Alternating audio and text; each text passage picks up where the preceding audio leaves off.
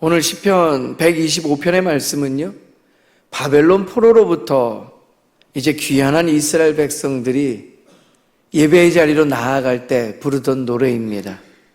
그들은 하나님께서 그 약속을 이루시는 분이심을 경험하면서 회복이 무엇인지를 노래하게 됩니다.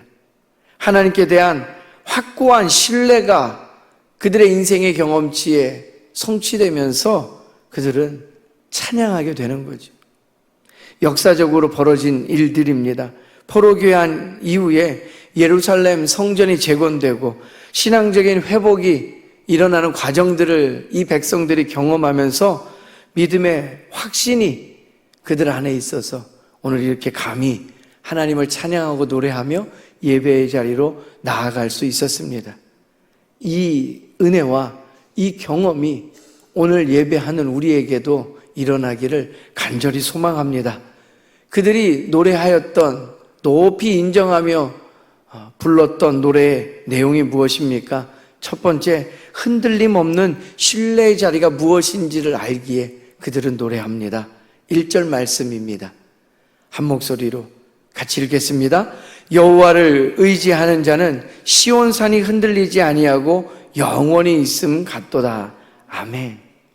하나님을 의지하는 자는 시온산과 같다라고 표현하고 있는 거예요. 시적인 비유죠. 산과 같은 인생, 흔들림이 없습니다. 요동치지 않습니다. 돌아보니 자신들의 신앙의 자리가 그러했다라는 거예요. 그들이 잘나서, 그들이 굳건해서, 아니요.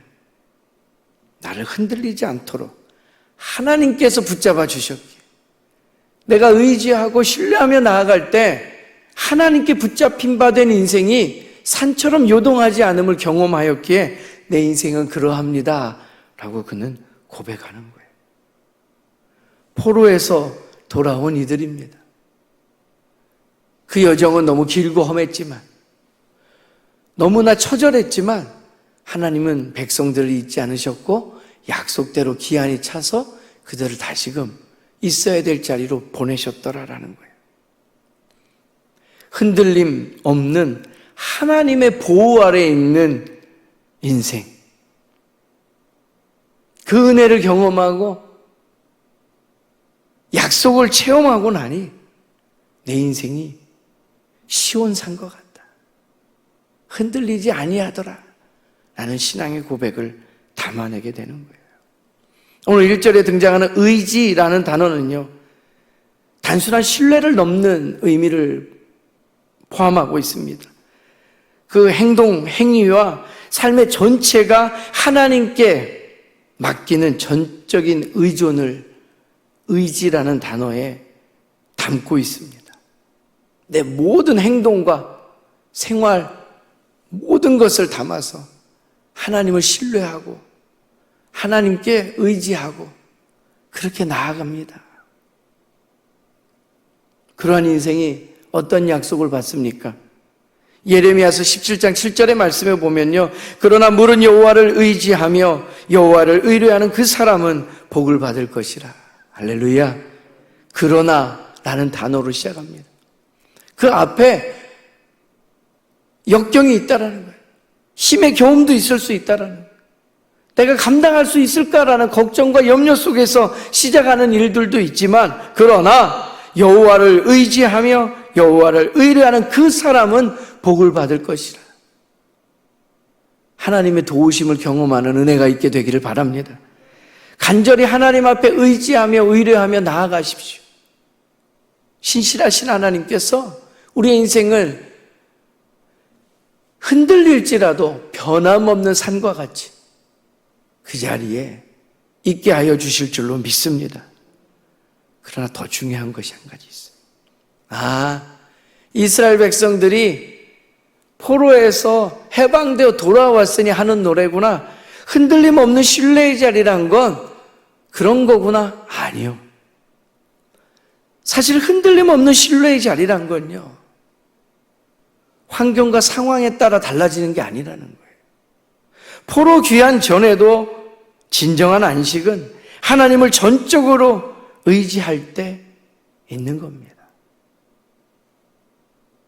돌아왔기 때문에, 회복됐기 때문이 아니라 내 상황과 환경과 상관없이 하나님의 임재를 경험하고 하나님의 약속이 있는 말씀을 붙잡고 있다면 흔들림 없는 신뢰의 자리, 은혜의 자리, 믿음의 자리, 그것인 줄로 믿습니다.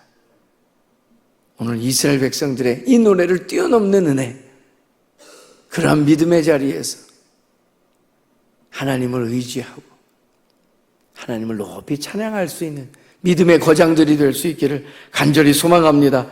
예수님께서 그러한 요동치는 상황 가운데서도 평안을 주시는 말씀을 제자들 가운데, 그리고 오늘 사는 우리들에게 남겨주십니다. 요한복음 14장 1절의 말씀입니다. 너희는 마음에 근심하지 말라. 하나님을 믿으니 또 나를 믿으라. 하나님을 믿으십니까? 예수 그리스도요, 십자가에 죽기까지 그 하나님의 뜻을 이루신 우리 구주 예수 그리스도, 그를 믿는 믿음 안에서 평안하기를 바랍니다. 하나님을 의지하십시오. 아들을 주시기까지 사랑하시는 사랑 안에서 우리를 살리시고 구원하시고 은혜를 베푸십니다.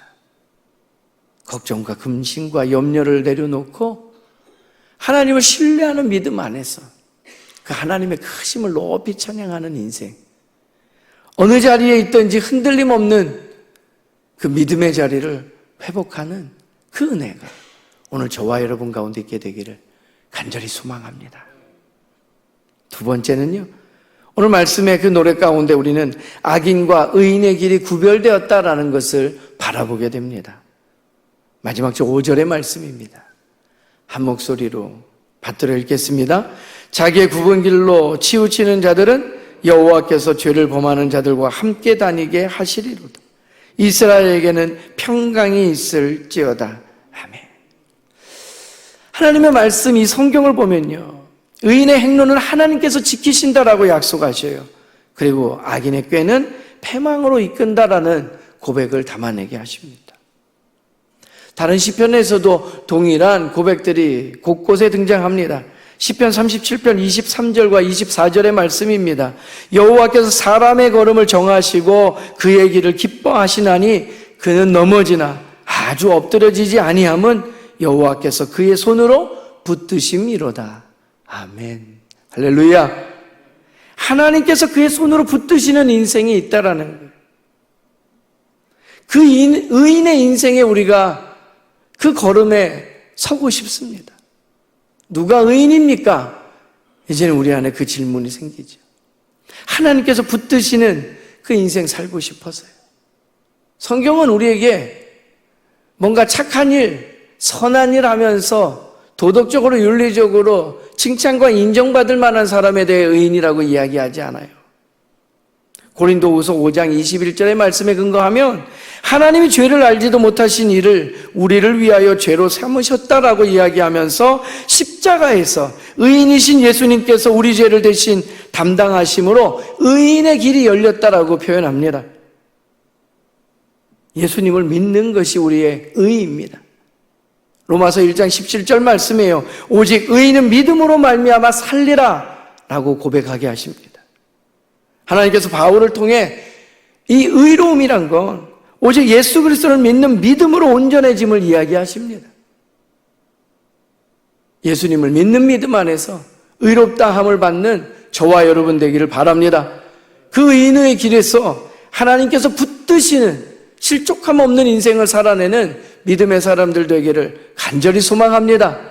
오늘 우리의 삶의 자리가 두렵고 떨리고 어렵다 할지라도 말입니다. 하나님께서 붙잡으신 인생 흔들림 없는 줄로 믿습니다. 그 믿음에 굳건히 서는 저와 여러분 되기를 축복합니다.